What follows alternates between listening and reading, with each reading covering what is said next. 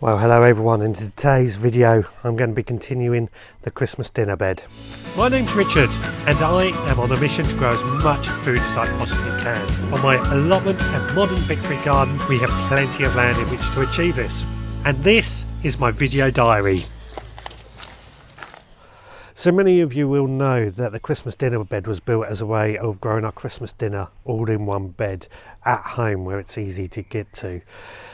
A few weeks ago I planted some potatoes out and the King Edwards are doing much better than the Sarpe Myra, to the point that I brought along some peat-free compost in order to mulch up the surfaces, which is the first thing that I'm going to do. Now I have had to put up this fencing to stop the chickens from getting in here, because what I found is that with their beds like this, chickens get in here and they scratch around at the surface, and they ended up uprooting some of the potatoes and the onions, so they've had to be replanted. I kind of expected that, and I should have done this fencing a bit sooner, but we live and learn. Now obviously I've got to be a bit careful where I stand here because I don't want to compact the soil, but that's all right. There'll be little places in between the plants that I'm going to be using to stand on, and when I get in here, I'll need to get in here. Now, as I said, the King Edwards, these potatoes right here, they are pretty big, but the Sarpe Myras, which are these ones just down here, are considerably smaller, and I'll put that down to the chickens.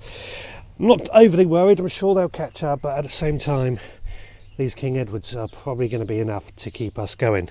But all I want to do is just add some of this compost around the base of these potatoes.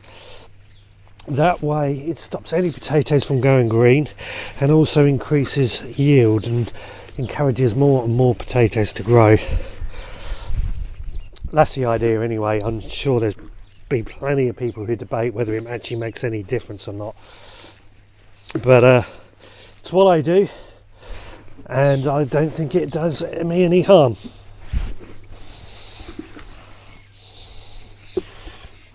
Alright, so there we go. That's got that little task done. What will then happen, the rain will come down and probably move that all around anyway and settle it down, but that's right, I'll keep adding on to it and hopefully it'll grow. Now next I want to get some peas into the ground, and they're going to go just in front of these potatoes, just here.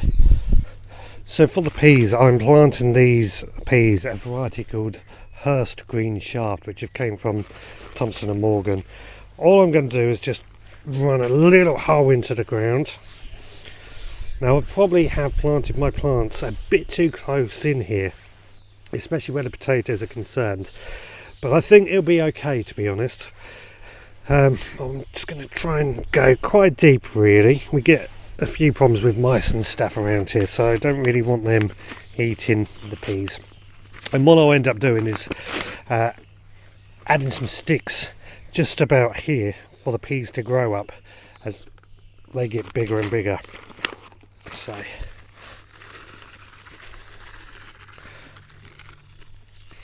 there we go.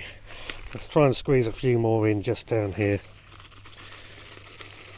There we go. May have done a few too many. Never mind. We'll cover those over. And I forgot to stick a label in here, or make a label, but I know they are just behind these onions, so I will have to then make a label up a bit later on and throw those in here. Next I want to sow carrots and parsnips and get those underway.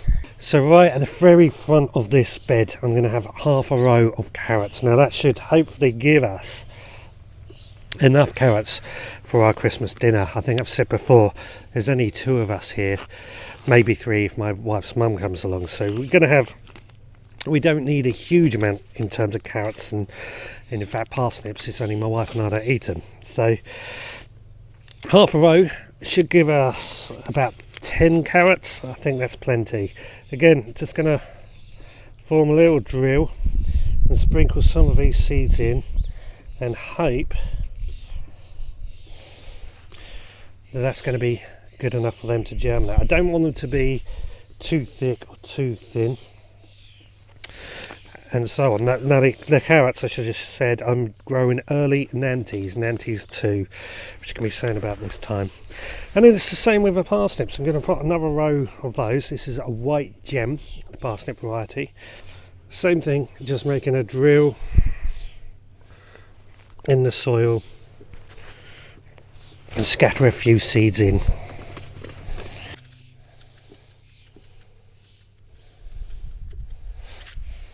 That should do.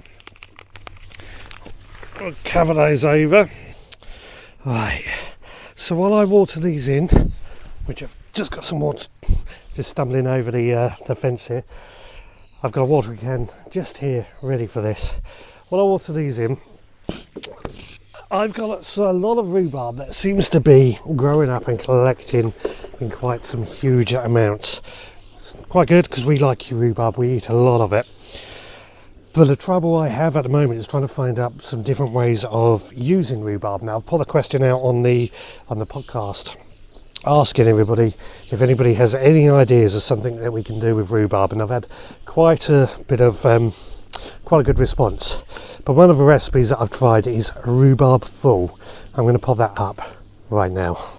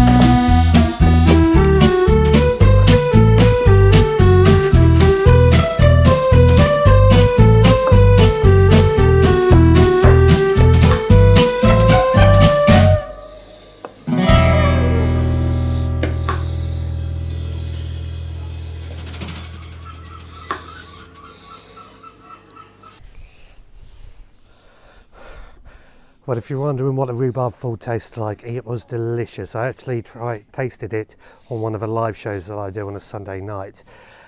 Absolutely delicious. I highly recommend it. If you want the recipe, I've left it down below in the comments. Anyway, that's Christmas bed now moved on with the second stage. I've got a lot more things to do in the garden, so I'm going to crack on and do those. But thank you so much for joining me today. Please do let me know what you're doing in your own allotment or vegetable garden, and are you growing your food for Christmas? Let me know in the comments down below. Until next time, please take care.